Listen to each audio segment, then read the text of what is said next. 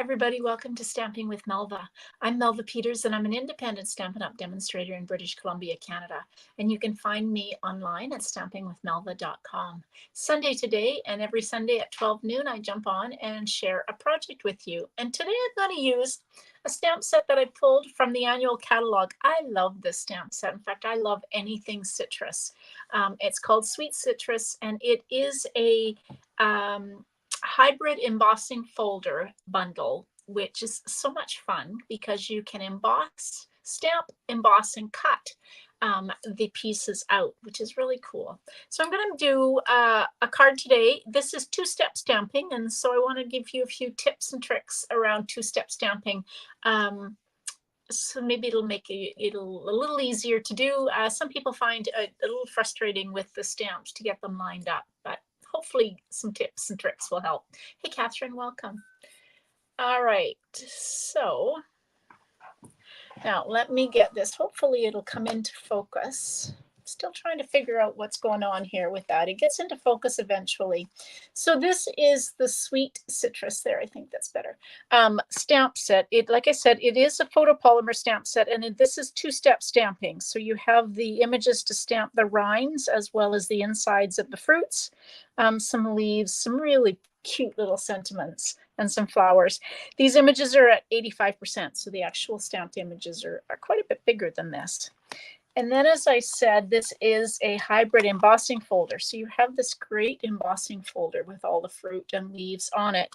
And then the dies. And this die, the way hybrid embossing folders work is there's always a die that fits into the embossing folder. And it fits into the side that has the logo on it. So you just kind of, move it around until it almost clicks into place. It will shift if you move it, but it actually is pretty sturdy in there.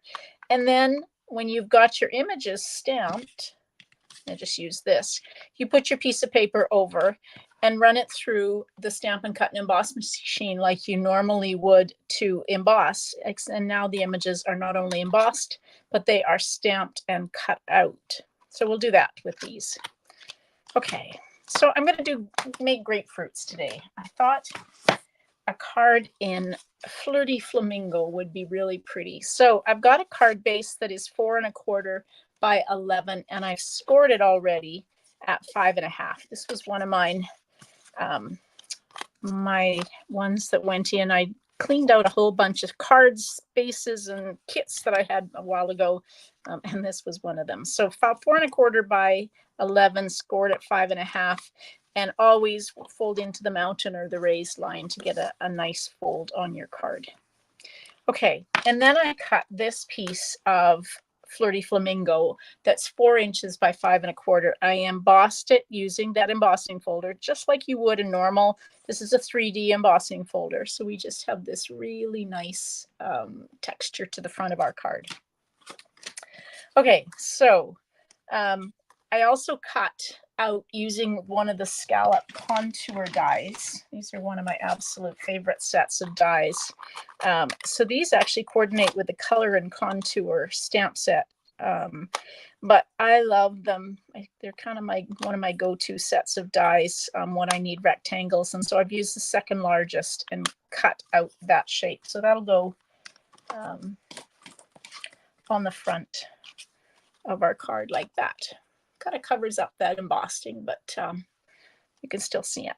Okay, and so I've got a piece of basic white, or part of a piece of basic white. Now, a couple of tips with particularly photopolymer stamps and two-step stamping. Now, this particular image or stamp is the outside, kind of the rinds, and it's a little flimsy because it's thin little edges for stamping. So the best way to do that is if you try and kind of put it onto your block, you might kind of shift it out of position. And so I usually just kind of flop it onto my grid paper or my workspace and pick it up like that. What that does is it kind of pushes it back into the position that it wants to be in. And then we're going to stamp using, or ink it up using, this is Flirty Flamingo. When I've got a big block like this and a fairly large stamp, I ink it from the top. I just find it easier to get the ink applied consistently than to try and hold this big block and then pat it down. Okay, so we're going to stamp our kind of rinds and fruit. And then I pulled Petal Pink. And we're going to do the same. This is the stamp for the inside of the fruit. So just kind of flop it down onto your grid paper workspace and pick it up. And you will find that it's a whole lot easier to get lined up. So you need to kind of move this around until you've got them in position. And you can see I didn't have to do any fussing. And I have, this is great. Hey, Polly. Hey, Nancy. They lined up really nicely. So if you just let the die or the stamps kind of take their natural shape rather than fighting with them. I always used to try and fight with them, and then I was always frustrated by it because I couldn't get them lined up and they'd be off center. So that's a tip with two-step stamping. Now, to fit these in, I need my die,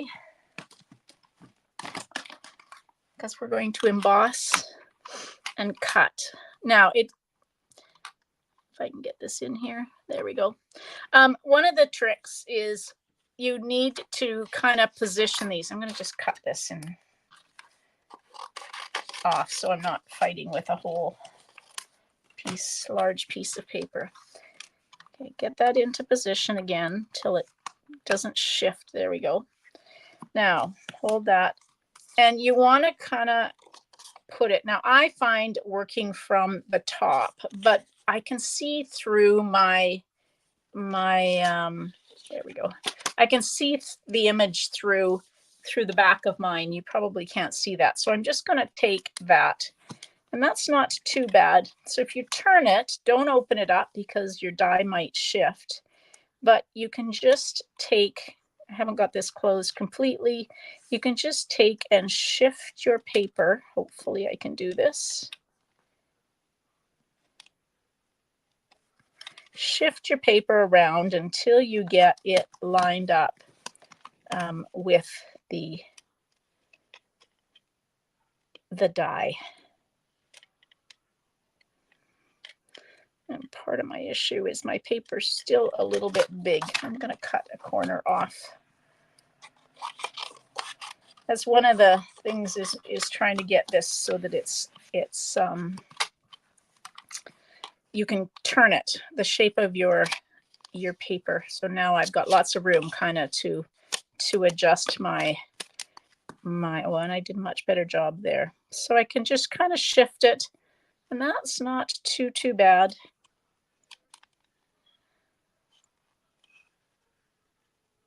There we go. All right, so you line them up. You can see that it's pretty close to being lined up, and then you run that through like in any normal 3D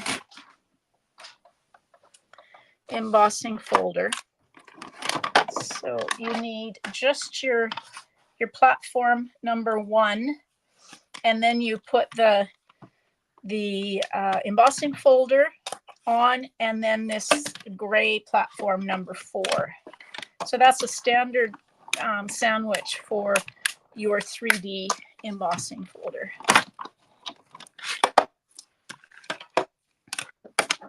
Need that in just a minute because I'm going to cut some leaves. So when you take it out,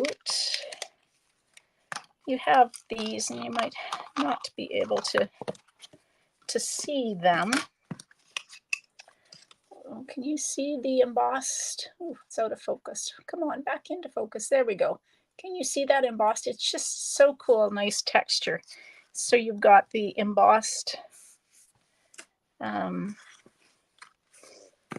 Oh, there it is. Not sure I'm going to use that. It's kind of a lemon, and I was looking for grapefruit. But anyway, so I've got these that kind of look like grapefruit. That's a good idea, Judy. You can tape the die onto the paper and put it in that. That's actually a really good idea. You could take a little bit of tape and do that. I always, do things the hard way. At least it seems to be the way I did. And look what I just did. Okay, so I want to stamp some leaves, and I pulled out Granny Apple Green for some leaves, just because it seemed like a nice cherry color that will go with the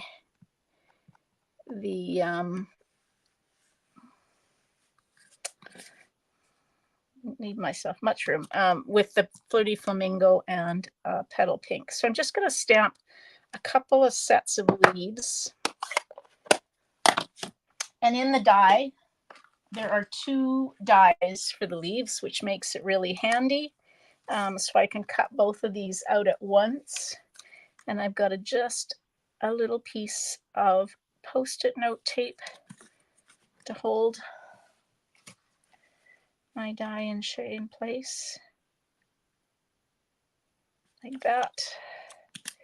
So I will just take and cut this.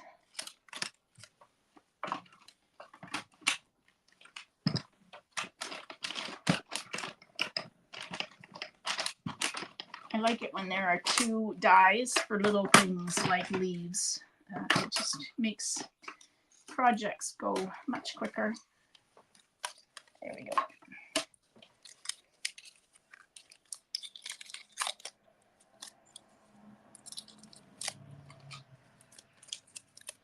Okay, I've got my leaves. Now let's put the card together.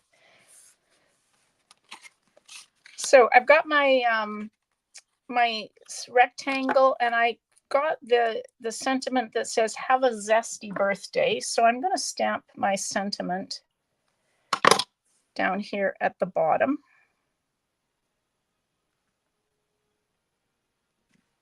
Like that. Oh, that didn't do a very good job there. Oh well.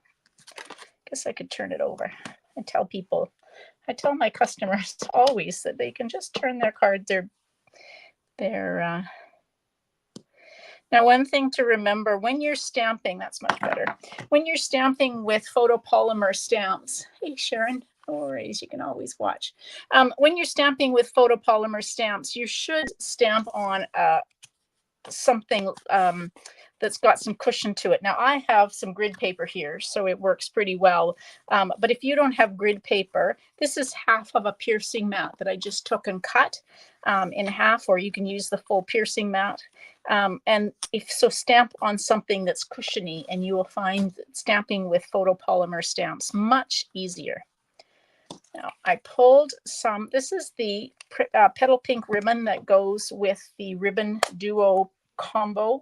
It has Lemon Lime Twist ribbon. It goes with the Zany Zoo or Zoo Crew. I can't remember what the actual name is. So I'm just going to zigzag this up. I'm going to use a little bit of Stampin' Seal. So I'm going to just zigzag this up and down like that, just so that there's something kind of behind my stamped images. There we go. Okay, and then we'll use dimensionals on the backs of our embossed fruit. Those.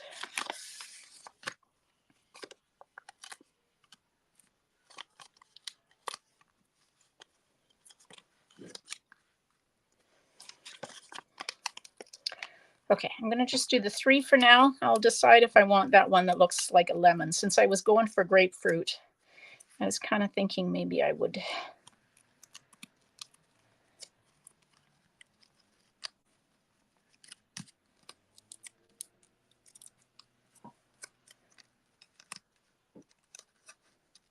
that. It's good enough to eat. Oh, that's pretty. I don't use Flirty Flamingo all that often. I don't know why. It is such a pretty color. Oh, it's just about empty. I think I said that yesterday on the live. All right, so this could go on like that.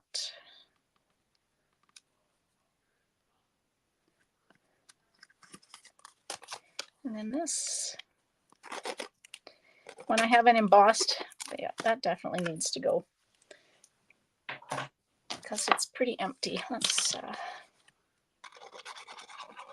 there we go. Much easier when you have a full piece. Okay, now I still have my leaves, so let's just put them on. We'll tuck them under using glue dots to adhere.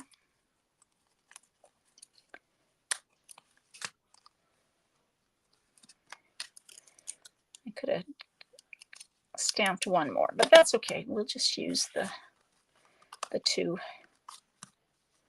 Oops, under there. There we go. Isn't that pretty?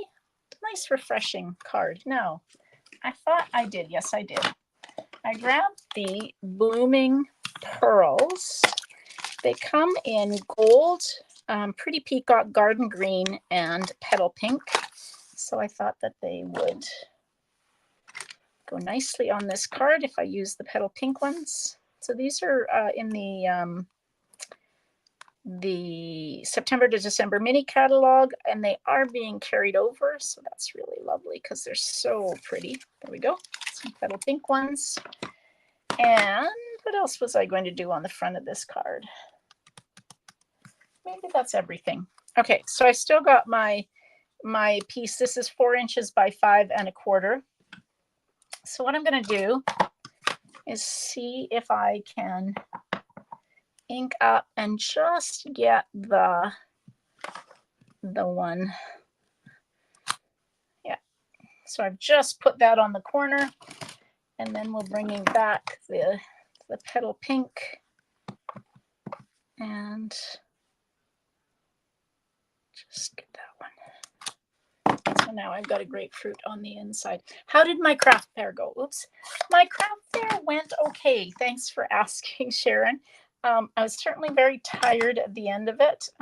It's always a big day here in Ladysmith because it's the light up parade. But yeah, I sold some things. I made some contacts. I met some nice vendors. And I got to see fireworks, which I've never seen at our light up. So after the lights go on in our downtown, then there's a light up parade, and then there's fireworks, and they always do such a great job. And we've never stayed because the traffic is always so hairy. We've never stayed to see the parade or to see the fireworks. So I actually got to see the fireworks this time. So yeah, it went okay. There we go. There is a birthday card that is really bright and cheery. Now, if you wanted to, you could take, I've got some Wink of Stella, and you could just do some Wink of Stella on the kind of the inside of the fruit, just to give it a bit of a shimmer. If you use your Wink of Stella kind of when the ink's not quite as dry as this, it will kind of blend the colors, which is really cool. But this just adds a bit of shimmer to them. You probably can't see that. That's quite blurry. I don't know why. I'm going to have to figure this out. There we go. All right, so there is a birthday card for you. I don't know about you guys, but I'm enjoying making not Christmas cards already. So hope you guys don't mind that I've kind of switched over back to the annual catalog off and on because I'm yeah, and maybe you're not tired of Christmas cards, but I'm kind of getting there. I have mine all ready to be addressed to go in the mail. So that's my task for the next couple of days. All right, everybody. Thanks very much for joining me today. Now, I will be back live on Tuesday at 2 o'clock with a sketch for you. Hopefully you can join me then. And until then, hope you have a great day and happy stamping. Bye.